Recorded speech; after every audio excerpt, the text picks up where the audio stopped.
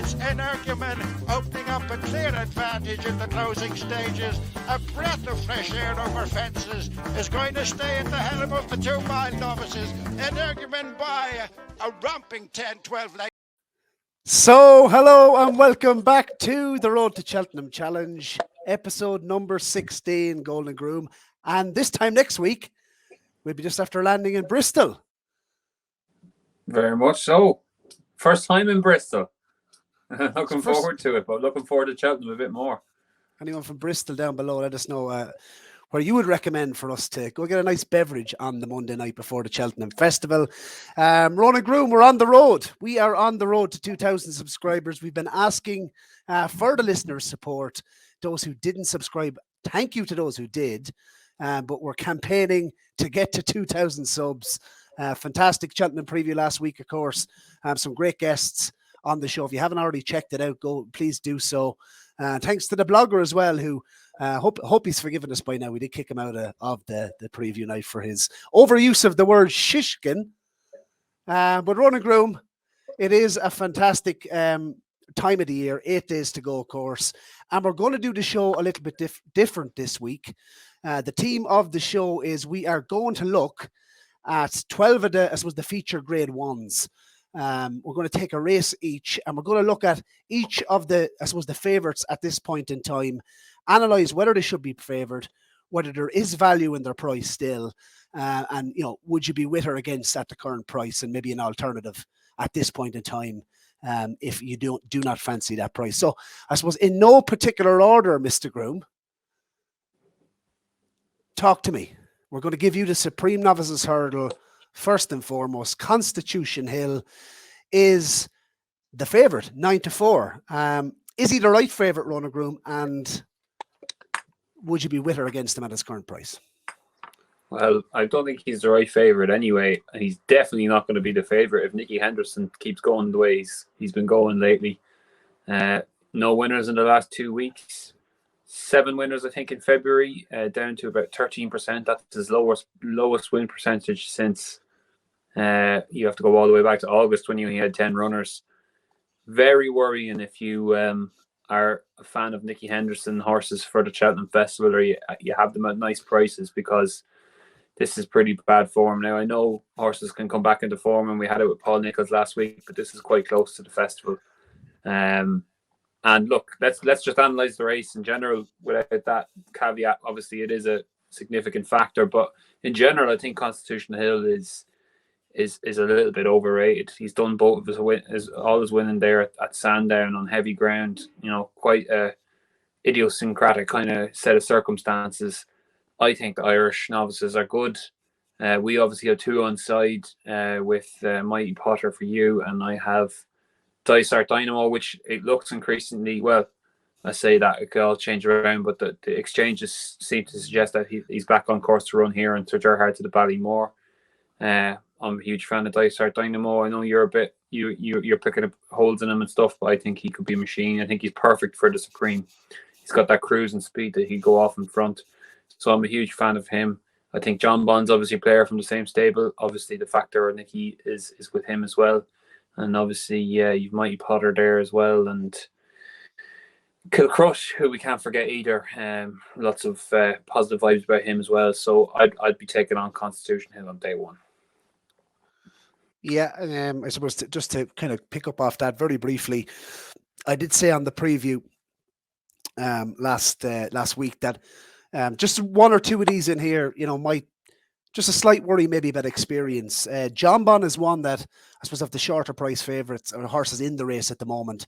He is 9-2, currently best price, and I suppose if you're asking me, 9-4 Constitution Hill.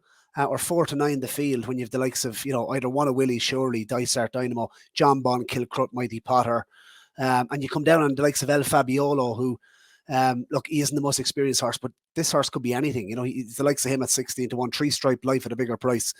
For me, based on what he's done so far, I'd certainly be against Constitution Hill at his current price of 9-4. Coming on now to the Arkle, the 8-year-old Edwardstone. And the British are seeming to, I suppose, the this is not an Irish versus British kind of team show. We are fair to the English horses. Was he the best of these over hurdles? But he was an exposed hurdler, rated 150. I suppose the Arkle, when was the last 8-year-old to win the Arkle? It's not usually a thing that you'd see. They went chasing with him last year. It didn't work out. Albeit he is a good jumper. He has a good bit of experience. But I just wonder, those who have finished in around him, the likes of Do Your Job, for example, he's come out and won a handicap. How good is the races that he's been running? I'd side with the Irish form coming into the Arkle. And I take 4 to 9. There's a couple of it is a wide open Arkle this year, but I take the likes of 4 to 9 against Edwardstone. I wouldn't be with him, and I could see him. I'm not even sure if he will start favourite. What's your thoughts? I wouldn't be surprised if he gets usurped for favouritism. I actually think Riviere de Tel might start a marginal favour here. I could see it being like 3 to 1, 7 to 2, 7 to 2, something like that. Edwardstone's 5 to 2, 3.55 on the exchanges now. I just think, I think there'd be a wave. He's not a sexy horse, Edwardstone. Doesn't have that profile that you'll jump on. All the punters are going to be want to be with one of these Irish horses. Like, it's after Riviere de Tel, it's the Willie Mullins brigade. There's Blue Lord, St. Sam, Hot Uncle Lure.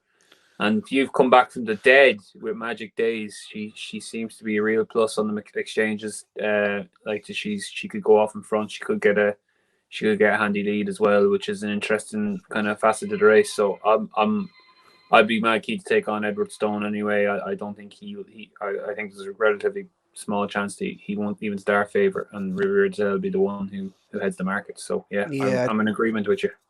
Yeah, 9 to 4, I think is pretty short about Edwardstone. You mentioned Magic Days and Blue Lord. I'm very confident of coming out on top because they'd be my 1 and 2, believe it or not, in this race. And the mare, I really liked her run last year in the Mayor's Novice Hurdle.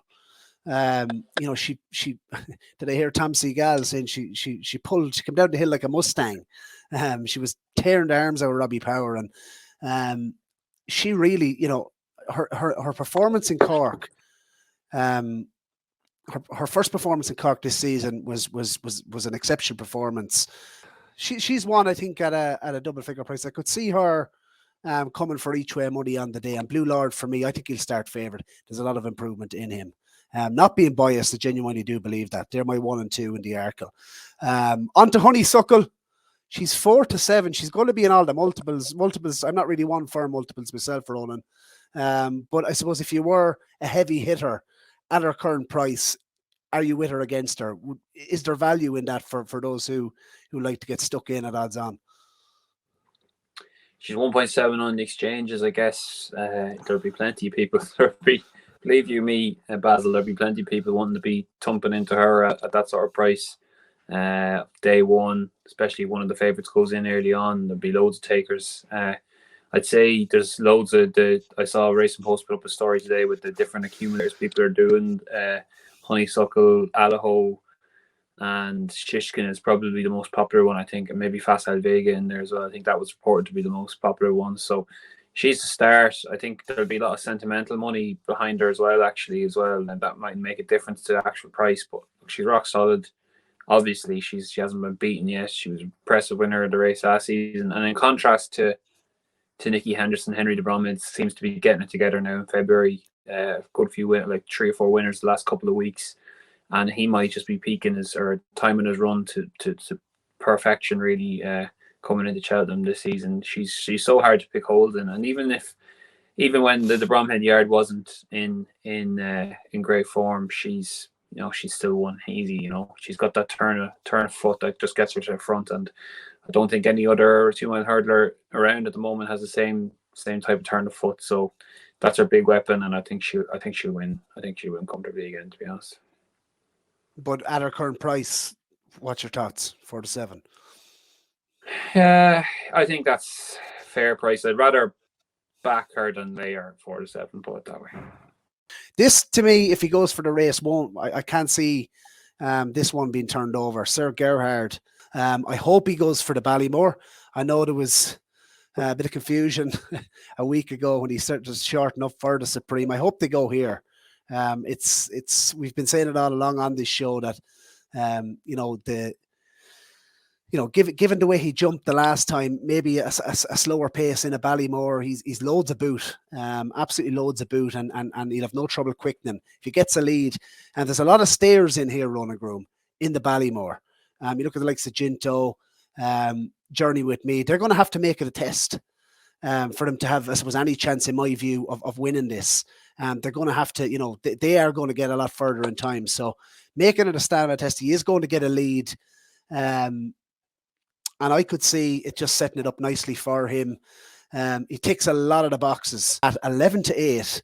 If he goes here, and that's not running no bet, if he goes here, I think he goes off odds on, slightly odds on with Sir Gerhard. He'd be one of my stronger favourites of the week. I'll be a backer at that price, 11-8. There's nothing else in the race that catches my eye at this stage.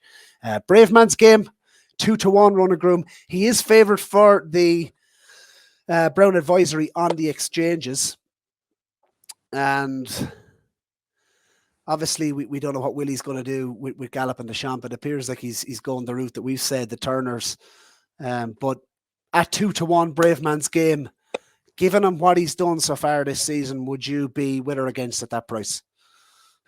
I'm definitely against Bravemansgame. I've said it a few times on the podcast during the year. I think he's been called a flat track bully in some quarters. Maybe that's a bit harsh. There was a great stat doing the rounds last week. I heard it on another podcast. The Call a Star winners have a shocking record in the Brown Advisory, and that makes perfect sense. I don't have it to hand exactly, but it's a huge number of tried and failed. That makes perfect sense. Kempton's a right-handed track. It's a flat track.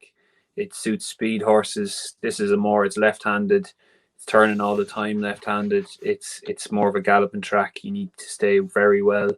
And I think a High Seigneur has a very, very good chance of turning the form around with him.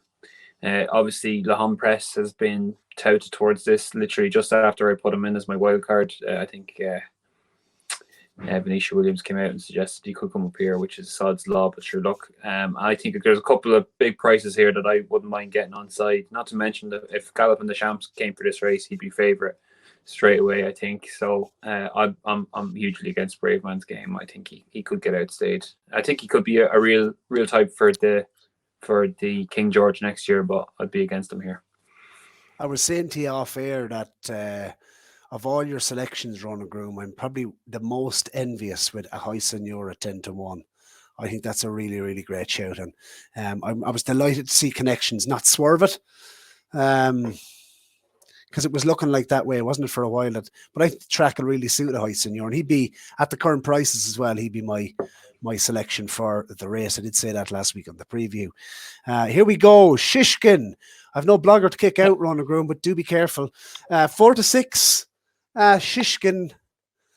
You have me trying to pronounce it right these days, but 4-6. This is say what you like, Ronan Groome. This is a deep champion chase. This is probably the best champion chase that we've seen in quite some time. Would you agree with that?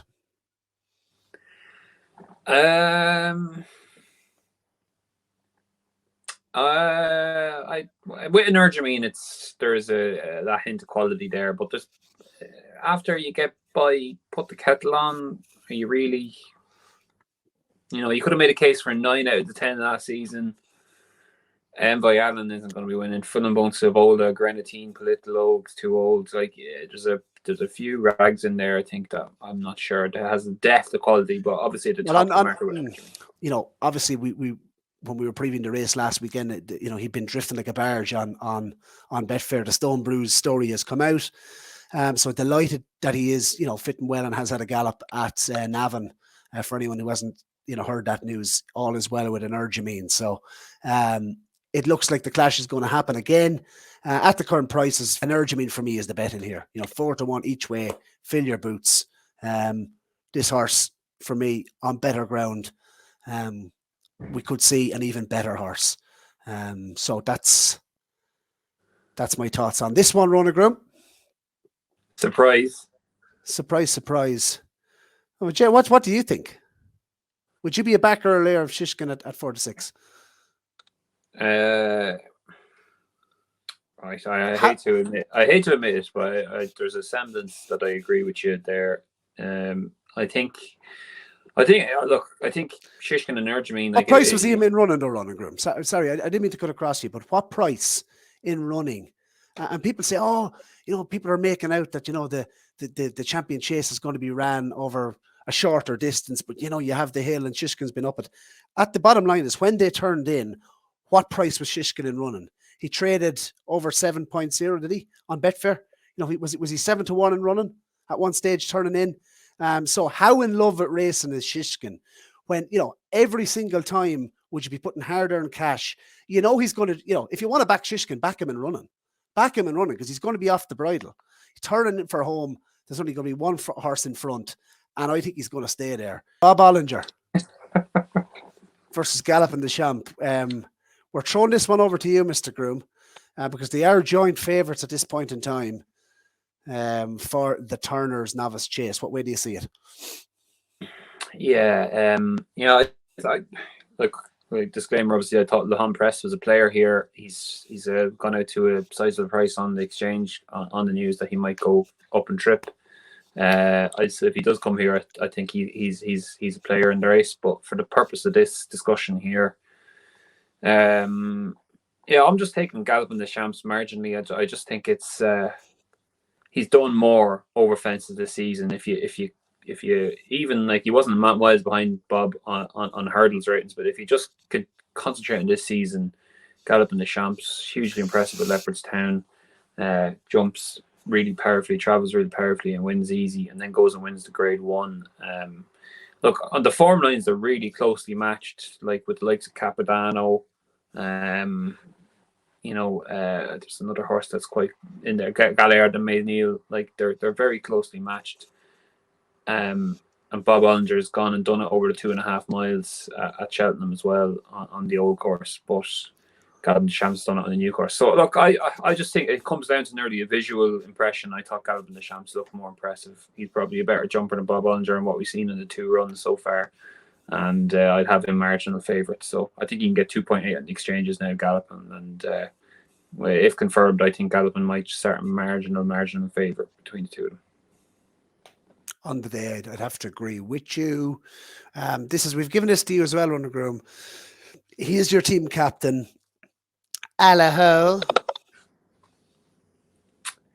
Yeah, I think he's solid out of all the favourites. I think he's the most bomb-proof. You're looking at the other ones, like 1.7 Honeysuckle, 1.79 Shishkin. You're getting 1.78 here. Allaho in front of me now. Fully agree with you. 4 to 5 on the exchange. He's just rock solid, isn't he? He was so impressive in the race last season. He's won, really, really good renewal of the John Durkin.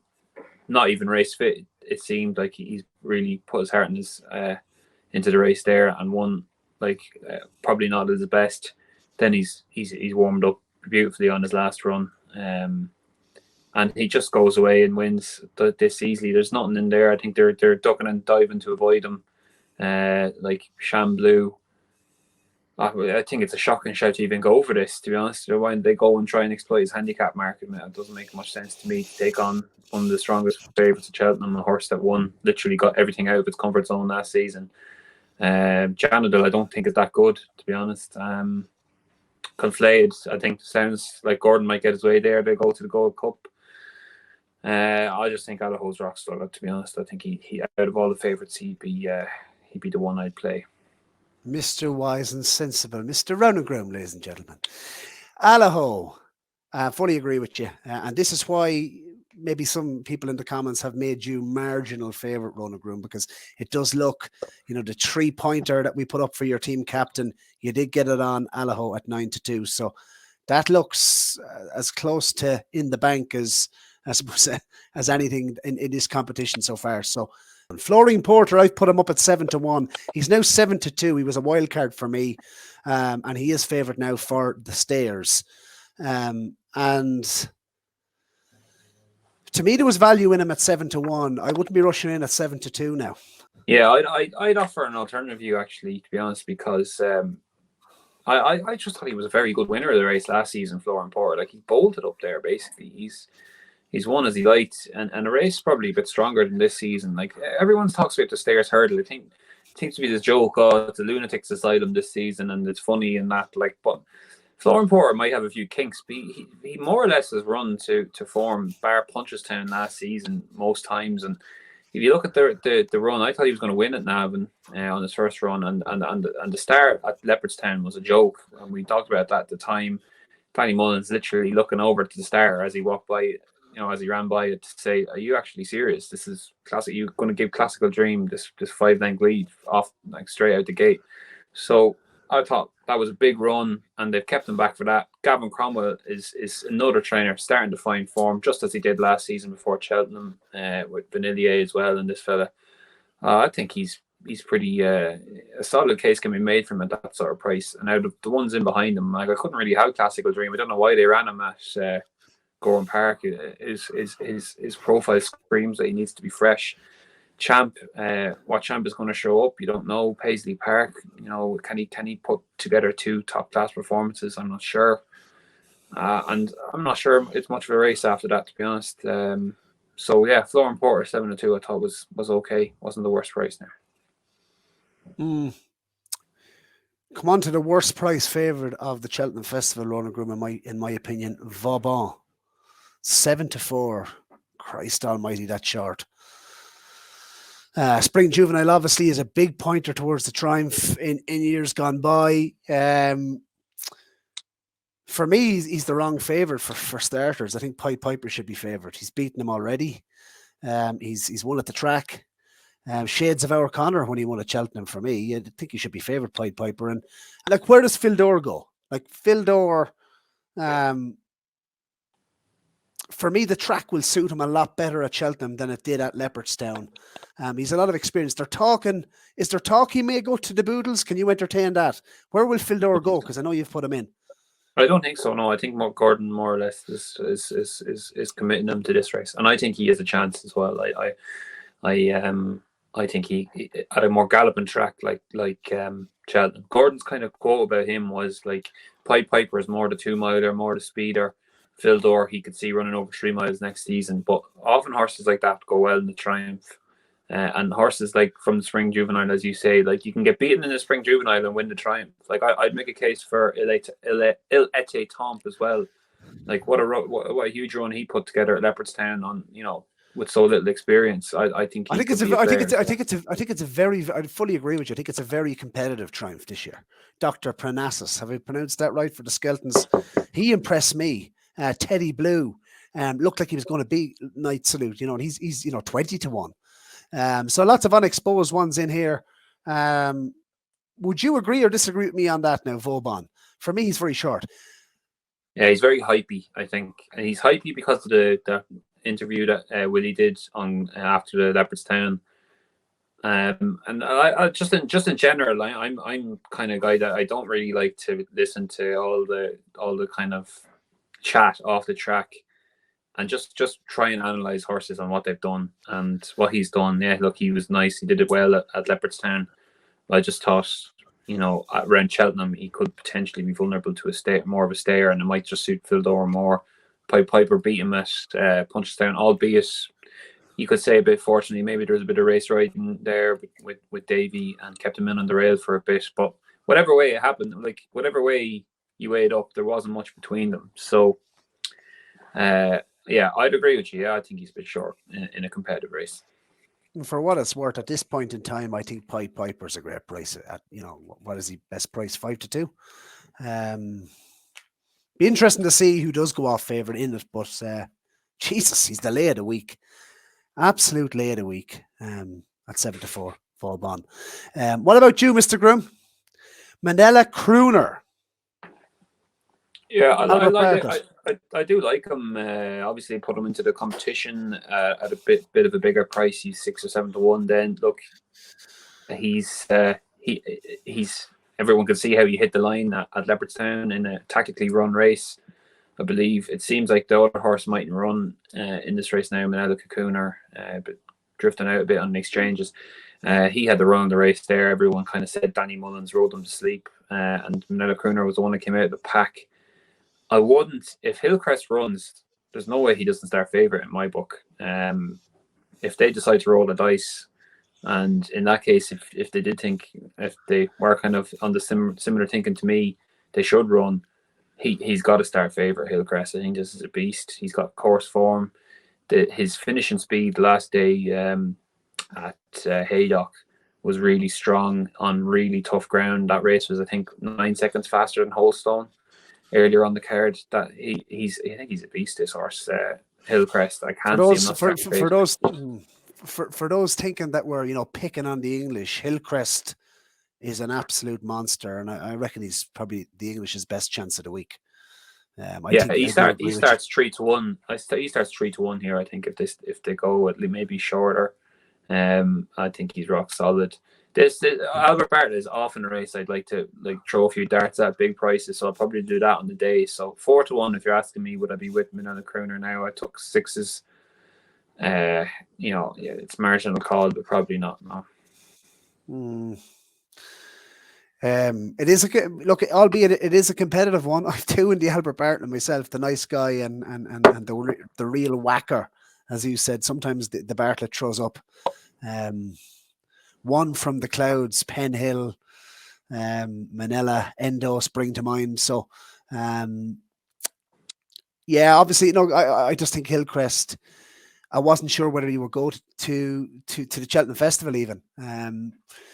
Can't get that performance out of my head, Ronan Groome, when he hands and heels upsides I Am Maximus, who the Hendersons obviously really fancied, and over 2.5 mile, I bet you're absolutely raging you didn't put him in for the Bartlett, because he was in around the same price when you tipped him for the Ballymore.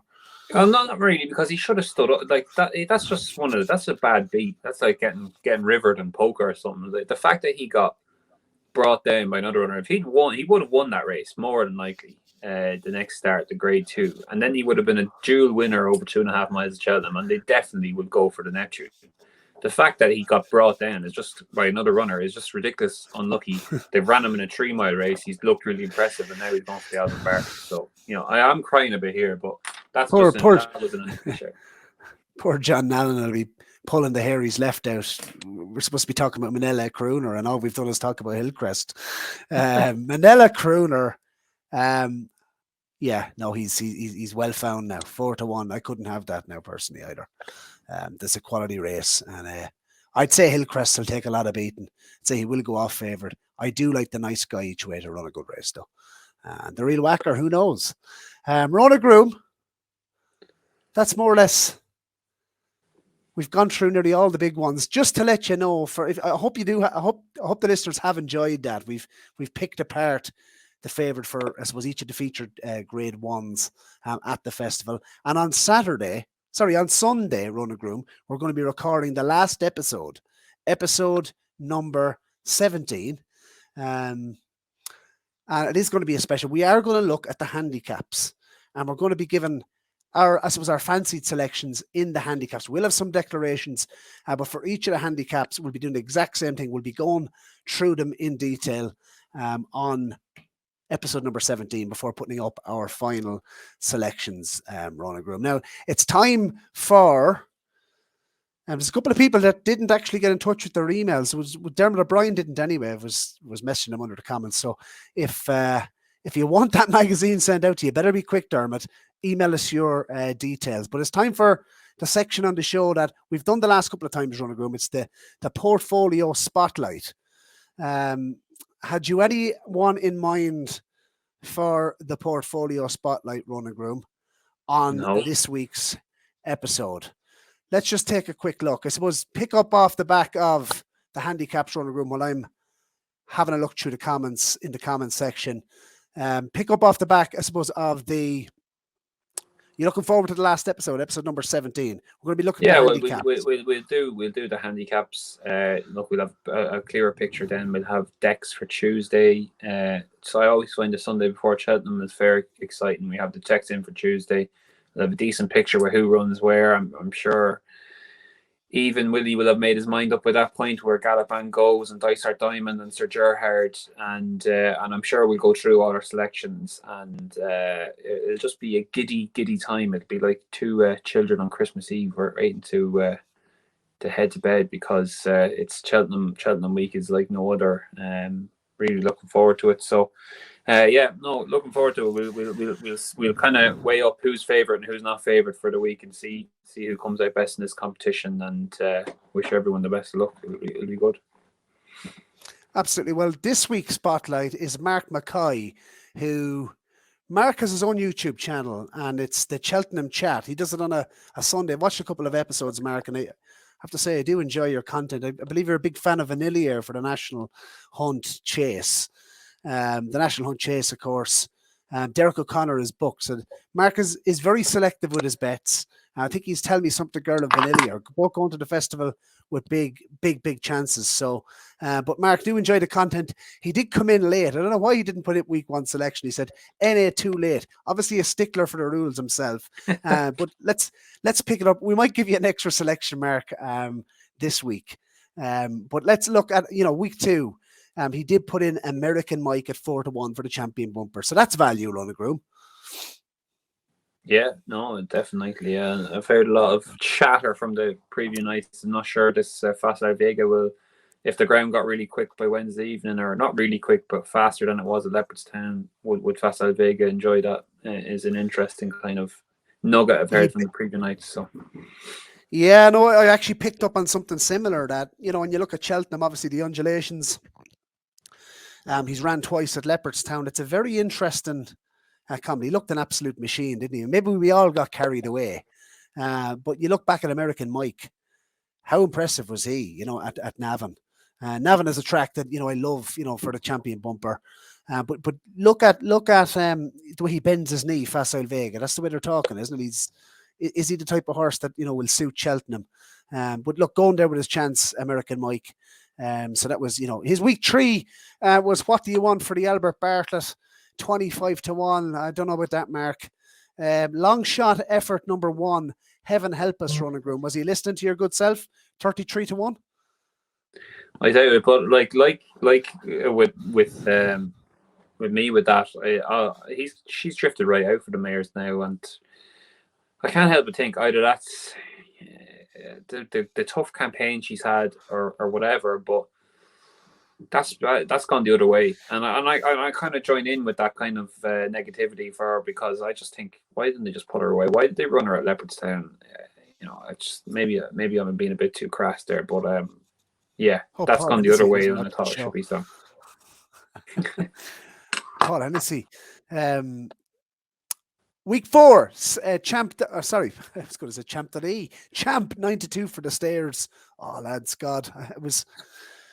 Heading to the festival last year, Champ, of course, I had him in the road to Cheltenham Challenge for the Gold Cup. He's just, could you trust him, Ronan Groome? 92, wouldn't think there's any value in that now, personally. No, but it's alive at least. He's got a player. Yeah, 5, Bride's Hill for the Mayor's Novice, 25-1. No. Couldn't entertain that. I'm not sure she'll run, yeah. Echoes in Rain, 16-1 for the County Hurdle. I'd say she'll run, will she? And she does. I would have thought so, yeah. I think she's in it, isn't she? And that's a very live one. Yeah. That sort of race, the way it would be run would suit her. Big, massive pace, and she can settle off it and might come true. Yeah, I would have thought so. It's nice, not a bad bet. Britska, 25-1 for the Boodles. And I think, Mark, in fairness to you, might have put that up before all the money came on. Was it the Up and the Ante show? Britska 25-1. So I'm sure he runs Ronan Groome, and I'm not sure he would be 25-1 on the day either. I think there could be potentially a bit of value in that as well. Has a chance. This one, I remember seeing this coming in at the time, Mark, and I must say, I was hoping they'd go this route. 33-1 for the Coral Cup, Marie's Rock. I believe they go for the Mayor's Ronan Groome. Is that right? I heard that, yeah. I heard Mayor's is a bit more preferable to them, but yeah, I'd be on the same boat with you. I'd throw the dice at the handicap. Mayor won it last season, obviously, and Heaven help us. And that sort of field that kind of big field, get her buried in there and let her come through, would have thought would maybe suit her a bit more.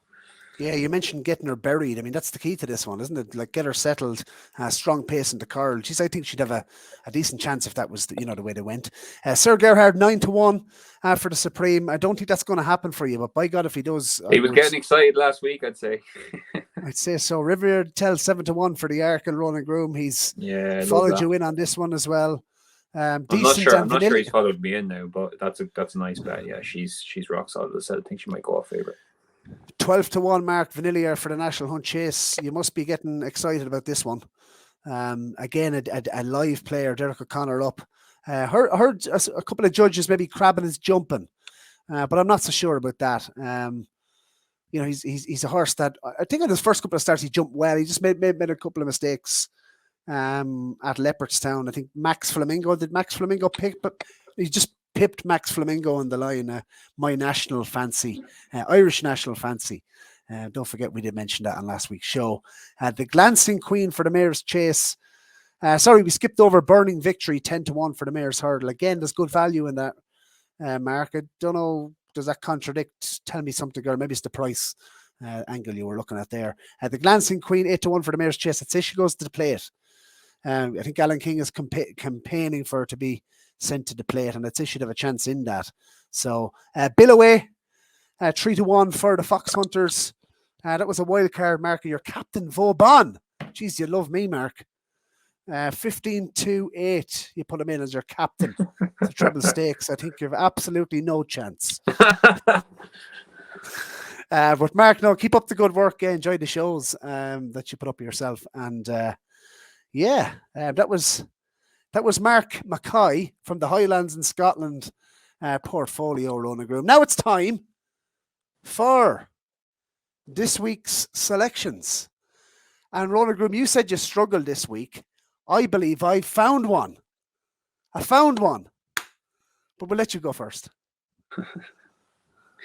Yeah, look, I was close to. I'm stuck between two. I was close to putting up Queen's Brook for the Mayor's Hurdle. I think she's. I can make a solid case for her, just the way she's been, her way she ran the last day behind Burning Victory. But I've gone for another one. I've gone for another handicap horse talked about last week as one of my 3 handicappers to follow. I'm going to take Sire de Burley in the per temps at 8-1. Look, I said it was a difficult week, so I want us to get more kind of solid price range, and I just had in my head that I couldn't see him going off much bigger than that, and if anything, he could go off shorter. Like if he did go off bigger, probably only by a couple of points. Look, Gordon has a great record in the race. I think they've basically campaigned him towards this since Christmas. Got the mark by running over here. He's only 4 or 5 pounds higher than his last win in the race. Rob James takes 7 pounds off. He's obviously great record at the course, having won the race twice and ran second in the Stairs last season. I think he's just a rock solid trait to run really well, and 8-1 seems pretty fair price to me. There won't be much margin either way, so I wanted to get a solid one on the side, and Sire de Burley would be my second last selection, general selection. So there you go. You just love those solid ones, don't you? It's never too extravagant with your Ronan Groome, although Hillcrest, in fairness, it's just always just solid. You're just hitting you're always in contention, shall we say. But I reckon one of my big ones could land. And we might go through our selections again if you let me. But anyway, Doyle Ante-Post Selection, what are we going with? I found one, Ronan Groome. It's the Kim Muir. Now, I want to say this. I was talking about Come On Teddy. This horse is a horse I like. He's entered in I think they might go to the Ultima with him and he'd be off a low weight there. But regardless, this horse beats all in the Kim Muir, in my view. Finished second in the Albert Bartlett last year, Ronan Groome. They've done the same thing with him over hurdles as they have done over fences in terms of the trip he's been running over. This horse has, I'm trying to think who was second in the Bartlett. It's a horse called Oscar Elite for the Tizards. Oscar Elite, second in the Bartlett. I'm getting excited. There's a big smile on my face. I believe I found one here. He's had 4 runs over fence. The mark of 139. Finished second in the Bartlett before going on and finishing third behind a High Seigneur and Bravemansgame at entry. Didn't disgrace himself. Was running over shorter trips mid-season last year. When they stepped them up in trip, this horse, that's the key to this horse. He's had 4 runs over fences. His jumping is good. Like, his jumping is not bad. I just think they've been running him this season over the wrong trip. In behind Laham Press at Cheltenham, was it in the Dipper? The form of this race is interesting. You have the likes of Fantastic Ass. Many people are putting them up for the Ultima. Come On Teddy was in that race, as I mentioned, the Glancing Queen. So I think the form of this particular race is quite eye-catching with a view to the festival handicaps. And another British trained handicap selection. I was interested. I was looking at the Tizard stable tour, and just interesting comments from Joe Tizard about this horse, that he was running an absolute cracker behind 3 Under True 5 on his chase debut. That was on good ground at Cheltenham, but he's absolutely blossomed, he said, in the last couple of weeks. So he was, he's had 3 runs at the track. I like that going to the Kimure, but stepping up from 2.5 miles, 2 mile 4 furlong, all the way up all of a sudden to 3 mile 2. I think this is a plot. I think he's been laid out for this. And I hope it's interesting. Who will they get up? He said he hopes he gets a top jock up. So we don't know who will ride it. Well, I don't at this stage. But 16-1, 7-year-olds, great record in the Kimure. 6 of the last 10 have been 7-year-olds. I'm very excited about this. 16-1, Ronan Groome. I'm going to take you out here. He might even run. Why mightn't he run? I might go the ultimate one of that. No. Don't think so. Kimure for me. Okie dokes. Yeah. Of course, it is non-runner, no bet at this stage anyway. So anyone just want to get involved in case the Tizard's done something mad and sent him to the ultimate. But no, Kimure, he has been confirmed that he is running in the Kimure by Tizard. So yeah.